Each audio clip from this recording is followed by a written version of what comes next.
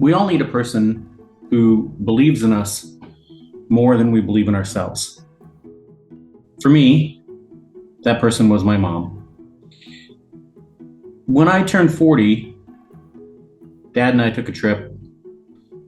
What's relevant is that on this trip, he told me that he appreciated that I was around because, as he said, you were able to handle a side of Joyce that I simply couldn't. And that comment may sound cryptic, but trust me, when you hear the rest of the eulogy, it will make sense.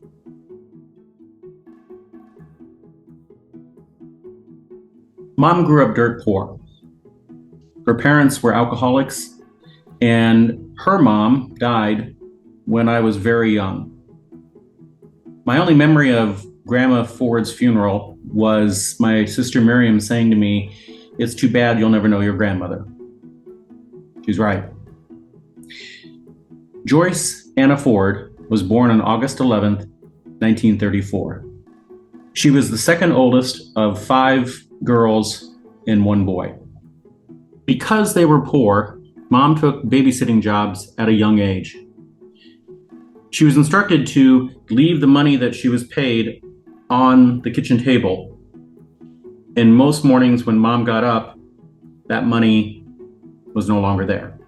The best thing that ever happened to Mom was meeting Merlin Kranz.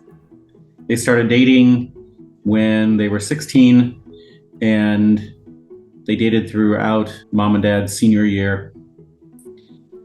Unfortunately, Mom's parents were not only alcoholics, they were abusive alcoholics. On the night of her high school graduation, Mom was beaten very badly. Merlin came to pick Joyce up and take her to stay with her best friend Miriam. And she stayed there for several months. And the fact that I have a sister named Miriam is not a coincidence. A few months later, Mom turned 18. At the age of 18, that's the first time that 2 people in the state of Iowa can get married without the consent of their parents. So on August 11th, 1952, Merlin George Kranz married Joyce Anna Ford. It is worth noting that Mom forgave her father after he sobered up. I have no memory of him drinking, and so all of my memories of my grandfather, or granddad as we called him, are all positive.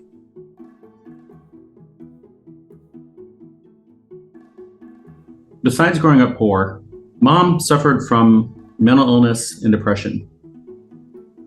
It is unfortunately something that is a character trait that is hit many people in my family.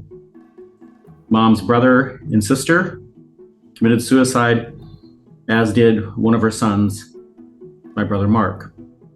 So on one of my trips to the US, I'm standing in line at O'Hare to return to the UAE. And I'm scrolling on my phone, and I see the news flash headline that Robin Williams was dead. I screamed no, just absolutely bellowed it out. And that's not something you should do at an airport.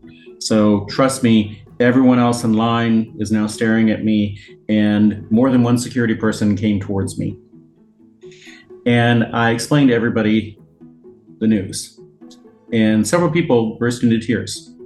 That's the impact Robin had on people.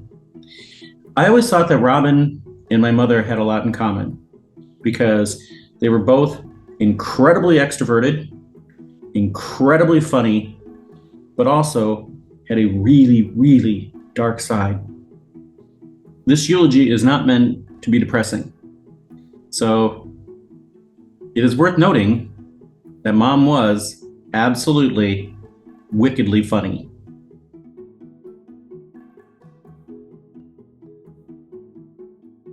In the setup for this joke, you need to know that Mom, for more than 30 years, worked for Newhall's lawyer, a man by the name of David Wickman, who was incredibly well-respected, served in the state legislature, World War II hero, great man.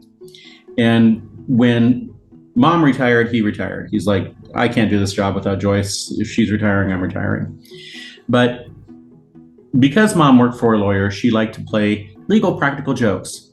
And so for their 25th wedding anniversary, mom typed up divorce papers, glued them to a giant cardboard. I helped her, glued them to a giant cardboard sheet and had them served to dad at work as a prank for his colleagues to laugh at him getting served with divorce papers on their 25th wedding anniversary.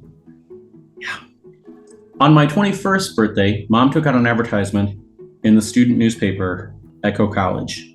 The friends, classmates, and fraternity brothers regret to announce that Steve Kranz's surprise birthday party has been canceled due to lack of interest.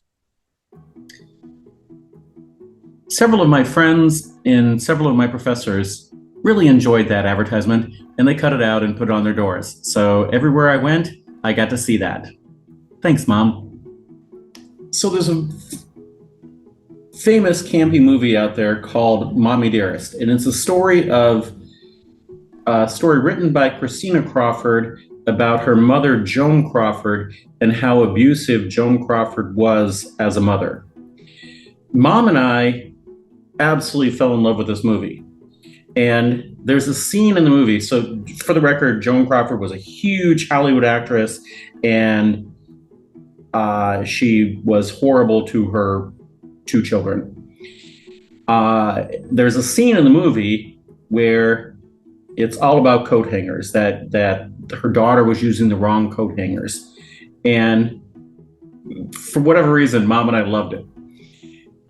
But this is how her wicked sense of humor got passed on to me, and it is what it is. From that point forward, Mom and I like to get under each other's skin. She had to do it with me because she couldn't do it with Dad. Dad didn't enjoy it at all. And so she had to just, and I had to do it back to her. But whenever we knew that a line had been crossed, all I had to do would say, "Yes, Mommy dearest." And she'd realize, yeah, okay, done. And if I'd crossed the line, all she'd have to say is, "Do you want me to get out the coat hanger?" "No, Mommy dearest, no." And again, we were done.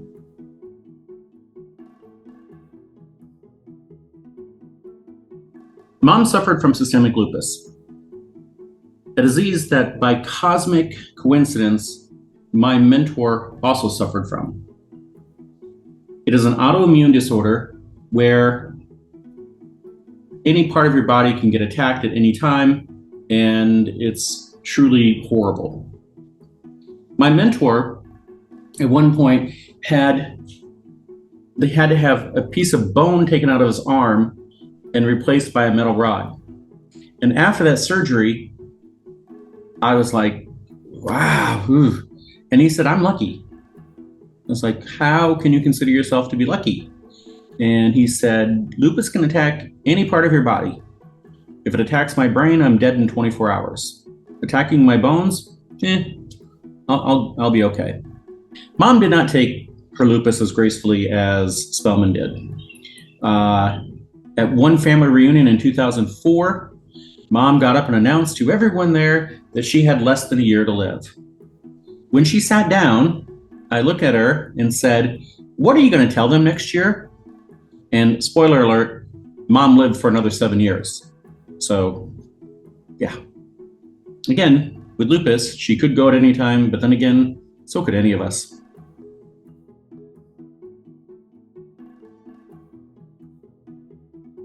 Extroverts are people who gain energy from the people who are around them. Being with a group of people makes them feel more energetic. Introverts are people that their time with other people is like energy going out. And so after time with other people, at some point they need some time alone to recharge their batteries. Well, my mother was the extrovert's extrovert, and she was married to my father, who was the introvert's introvert. And if you know me at all, this is one where I definitely am my mother's son. But mom's extroversion sometimes paid off. At the Eagles grocery store, where she did her weekly shopping, she got to know all of the workers. They all loved her.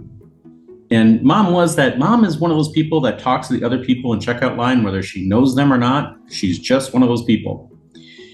And every year, the manager of the Eagle store would come as mom's writing out the check, would come and tell her, these groceries are on us. You don't have to pay. Take the list of everything you bought, go to Hy-Vee, the competitor to Eagles, buy all of the same things. We will reimburse you for that. And whatever items where Hy-Vee is much higher, we will use that in our advertisement that see how much cheaper Eagles is. So every year we basically got 2 weeks of free groceries simply because mom was incredibly extroverted. When I was in high school, I urged my mother to join the mothers that were all supporting the fine arts at Benton Community. So these mothers supported the theater program, the speech program, the madrigal program, the band program. They just, whatever was in fine arts, the mothers helped do things for them. So mom joined, and being as extroverted as she was popular immediately. And she also introduced the idea of, is there any reason why we can't bring alcohol to these meetings? And so I'll bring a big batch of salty dogs if you want to try that. And the other women are like, wow, that sounds awesome. The very next year, mom was elected president of the organization.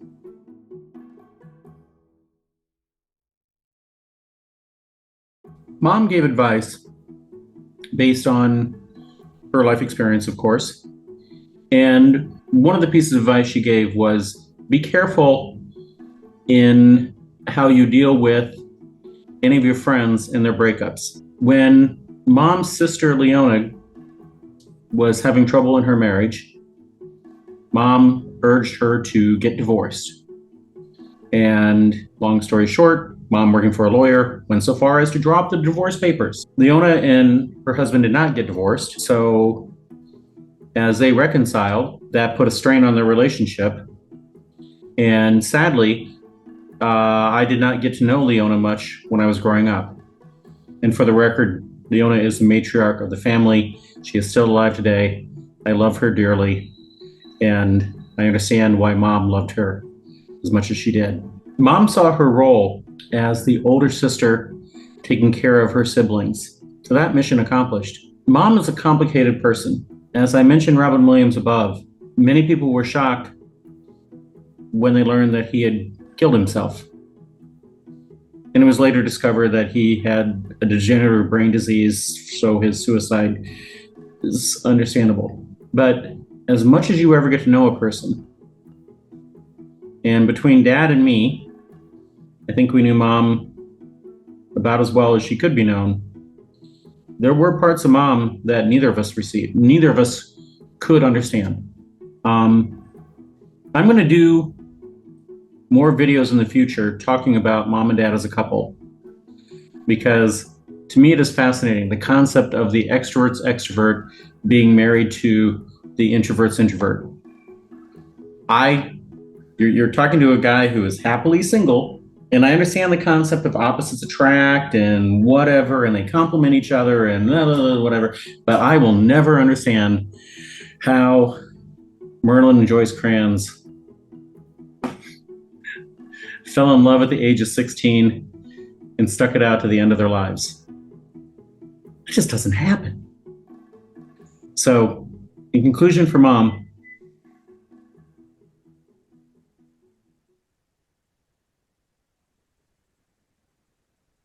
she did her best.